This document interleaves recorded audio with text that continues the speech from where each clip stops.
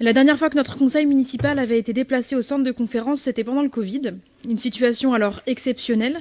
Et aujourd'hui, le même terme est employé, exceptionnel, pour une situation appelée à devenir la norme. Par les temps qui courent, énoncer une évidence écologique est presque devenu un acte militant. Je rappelle donc qu'il n'y a pas de fatalité dans ce que nous traversons. Il y a des causes, des responsabilités, des leviers, bref, ces canicules précoces sont politiques. Elles ont une cause, le dérèglement climatique. Bien sûr, notre institution peut s'adapter en changeant le lieu d'un conseil municipal, en annulant des événements, en rafraîchissant les EHPAD ou les écoles. Mais même si je m'associe chaleureusement aux remerciements que vous avez exprimés à l'égard de nos agents et des élus qui sont mobilisés pour la gestion de cet épisode, on ne peut pas, à long terme, s'arrêter de vivre de juin à septembre. Les plus privilégiés d'entre nous ont la chance de pouvoir se réfugier dans leur maison avec jardin ou de penser à leurs vacances à la mer. Mais la réalité, c'est que ce bouleversement climatique va bien plus vite que nos capacités d'adaptation. Pour les plus précaires, ce n'est pas juste un mauvais moment à passer. Ce sont des périodes qui rendent les logements invivables, la santé encore plus fragile et des inégalités de confort de vie et de chances de vie en bonne santé qui vont exploser. Et pour les écosystèmes naturels, agricoles, l'adaptation devient tout simplement impossible à ce rythme. Ce qui se passe aujourd'hui, c'est ce qui arrive avec un réchauffement à plus 1,5 degré. Or, et le ministre Christophe Béchu le confirme, c'est bien à plus 4 degrés à moyen terme qu'il faut se préparer en France. On le sait, le changement climatique, c'est une menace pour les conditions mêmes de survie de l'humanité, pas pour les générations futures, monsieur le maire. Non, les canicules d'aujourd'hui ne sont qu'un aperçu du monde dans lequel vivront nos propres enfants. Ce dérèglement climatique a lui aussi une cause, nos modes de vie et de consommation, en particulier dans nos sociétés occidentales. Les messages de prévention que l'on entend partout dans les médias, buvez de l'eau, restez chez vous, orientent toute la responsabilité vers les individus et occultent l'essentiel. Le levier principal face au changement climatique, c'est de réduire notre impact, en organisant le retour à des pratiques soutenables.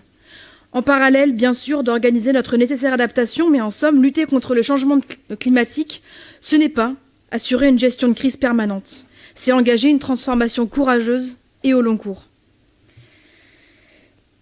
Et si on veut que cette transformation soit à la fois efficace et égalitaire, ça ne peut passer que par des choix collectifs. Ce sont bien des choix politiques, qu'il consiste à entretenir le déni ou au contraire à se retrousser les manches, qui dessinent l'avenir de nos enfants.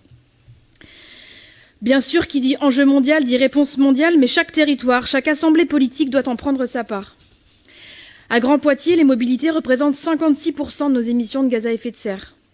Si nous voulons agir avec efficacité, c'est donc là que se situe notre principale responsabilité. Développer les alternatives aux mobilités les plus carbonées. C'est précisément le sens du plan mobilité adopté à une large majorité en fin de mandat dernier avec des objectifs ambitieux de report modal vers le bus, le covoiturage, le vélo, le train ou la marche. Bien que la période en donne l'interprétation totalement inverse, c'est donc au nom de la raison, du pragmatisme et non d'un dogmatisme ou pour le plaisir d'embêter les gens que nous défendons ces alternatives. On ne rappellera jamais assez que ce qui est punitif à long terme, ce n'est pas l'action, mais bien l'inaction. Vous me direz sans doute que nous partageons tous ce constat. Mais alors, quelle cohérence entre les ambitions affichées et le récit de votre début de mandat ? D'un côté, on envoie des signaux d'encouragement à la voiture individuelle, le stationnement et les parkings gratuits, qui plaisent assurément à court terme, mais qui renoncent à encourager une évolution des pratiques. On augmente la subvention à l'aéroport de Poitiers-Biard pour, rappelons le sens de cette subvention, compenser le coût d'Airbus qui vole vide à 80%. Et de l'autre, on envoie des signaux de recul sur les services collectifs, comme la navette gratuite du marché Notre-Dame. On envoie des signaux de méfiance à l'égard des deux roues, comme avec le pied-à-terre, ou encore on annonce réduire la voilure sur le projet gare, dont 2 des 3 axes principaux sont la transition des mobilités et la renaturation. Une politique, surtout dans ses premières mesures, se lit aussi à travers les symboles qu'elle déploie.